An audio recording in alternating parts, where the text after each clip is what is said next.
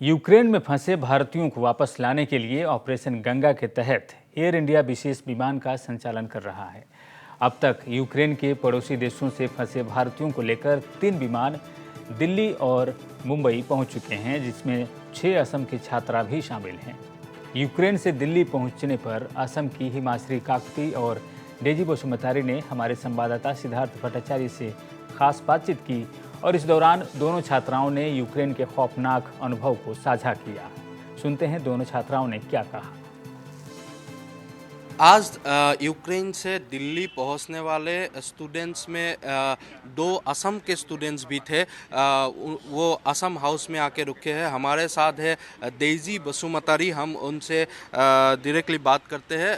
तो आप यूक्रेन से आज दिल्ली पहुंची है, तो किस तरह से आप लोग वहाँ से निकले यूक्रेन से, क्योंकि एक बहुत ही ख़राब सिचुएशन बन गया था, और यहाँ पे आके कैसा महसूस हुआ?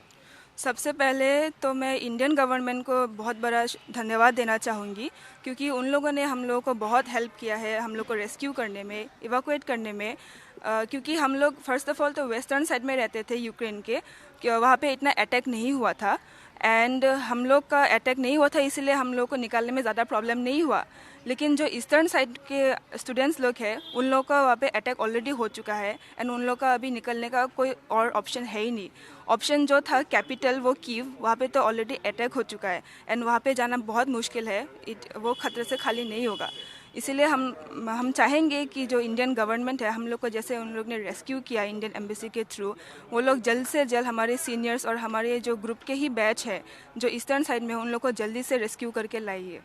कैसा सिचुएशन था? उस सिचुएशन में आप लोग क्या सोच रहे थे कि जिस तरह का एक माहौल बन गया था 2 दिन में, पूरे मतलब यूक्रेन को एक तरह से रसिया ने अपने शिकंजे में ले लिया था, तो किस तरह का कैसा महसूस हो रहा था आपको?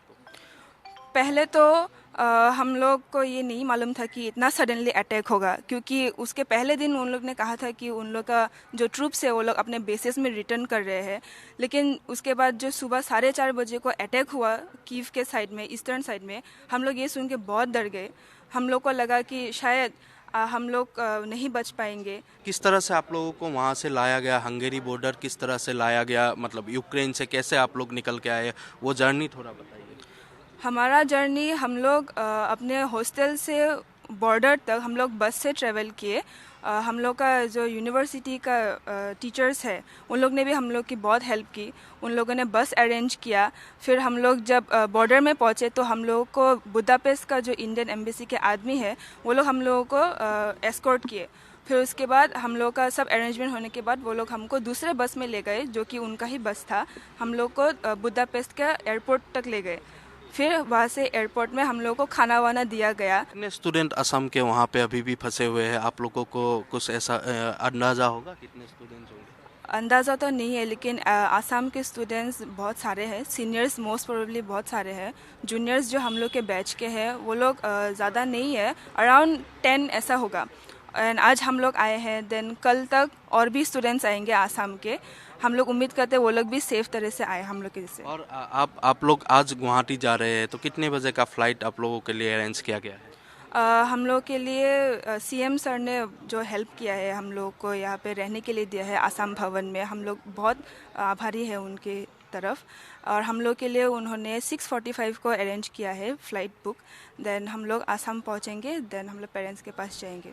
और भीमाश्री और एक छात्री जो है वो भी दिल्ली आज पहुंची है। तो आप कैसा महसूस हो रहा है आपको? अभी बहुत सेफ फील कर रहे हैं हम लोग अपने घर पहुंच के। एंड आगे जितने भी स्टूडेंट्स हैं, जल्दी से जल्दी उनको रेस्क्यू करने का प्रोसेस जल्दी कंप्लीट कीजिए, एंड उन लोग को जल्दी रेस्क्यू किया जाए। असम सरकार यूक्रेन में फंसे सभी राज्यवासियों को सकुशल वापस लाने के लिए प्रतिबद्ध है। यूक्रेन में फंसे लोगों को निकालने के लिए राज्य सरकार निरंतर केंद्र से संपर्क में है। अपने आधिकारिक ट्विटर हैंडल पर उन्होंने लिखा है कि यूक्रेन में फंसे लोगों को स्वदेश लौटने के बाद दिल्ली, मुंबई स्थित असम भवन में रखने की व्यवस्था की गई है। वहीं अगर ज़रूरत हुई तो लोगों को सरकार अपने खर्च पर होटलों में भी रखने की व्यवस्था करेगी।